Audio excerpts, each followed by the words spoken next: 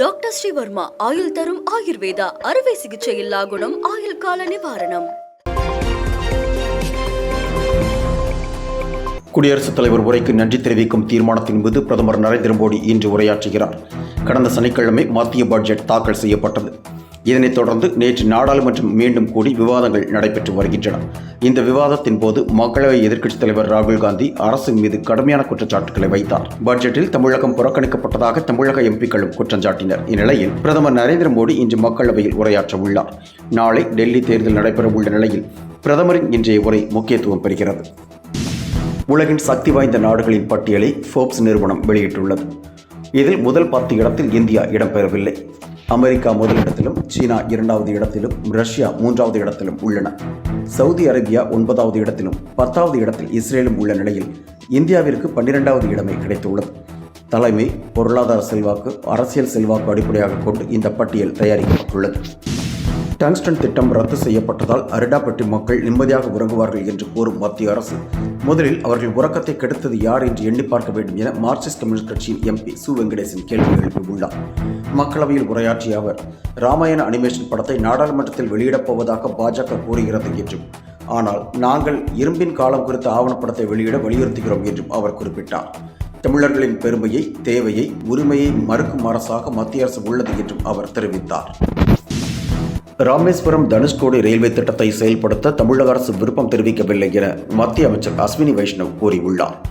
மக்களவையில் பேசிய அவர், தமிழக திட்டங்களுக்காக 2025-2026 ஆண்டு பட்ஜெட்டில் 6626 கோடி ரூபாய் நிதி ஒதுக்கீடு செய்யப்பட்டுள்ளதாக குறிப்பிட்டார். சென்னையில் இன்று காலை கடுமையான பனிமூட்டம் காணப்பட்டது. அடர்ந்த பனிமூட்டம் நிலவியதால் எதிரே வரும் வாகனங்கள் தெரியாத சூழ்நிலை காணப்பட்டது. பனிமூட்டம் காரணமாக சென்னை விமான நிலையத்தில் 25க்கும் மேற்பட்ட விமான சேவை பாதிக்கப்பட்டது.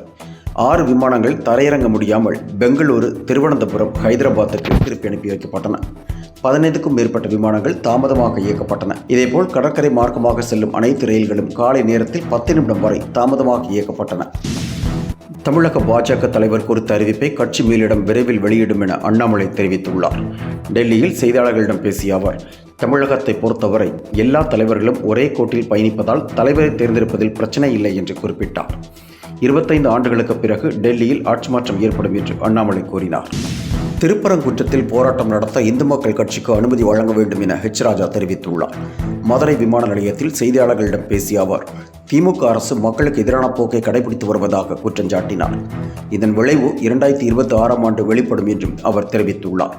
திருப்பரங்குன்றம் விவகாரத்தில் தவறான தகவல்கள் தெரிவிக்கப்பட்டு வருவதாகவும் ராஜா குற்றம் சாட்டினார். தங்கம் விலை மீண்டும் கடுமையாக உயர்ந்து வருகிறது. தங்கத்தின் விலை சவரன் 62,000 ரூபாயை தாண்டி உள்ளது. சென்னையில் ஒரு சவரன் ஆபரண தங்கம் 840 ரூபாய் அதிகரித்து 62,480 ரூபாய்க்கு விற்பனையாகிறது. 1 கிராம் 105 ரூபாய் உயர்ந்து 7,810 ரூபாய்க்கு விற்பனையாகிறது. வெள்ளியின் விலை கிராமுக்கு 1 ரூபாய் குறைந்து 106 ரூபாய்க்கு விற்பனையாகிறது.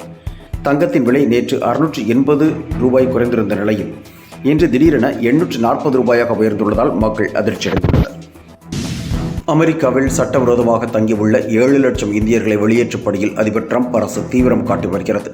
முதற்கட்டமாக டெக்சாஸில் சட்டவிரோதமாக தங்கியிருந்த 205 இந்தியர்கள் விமானத்தில் அனுப்பி வைக்கப்பட்டுள்ளனர்.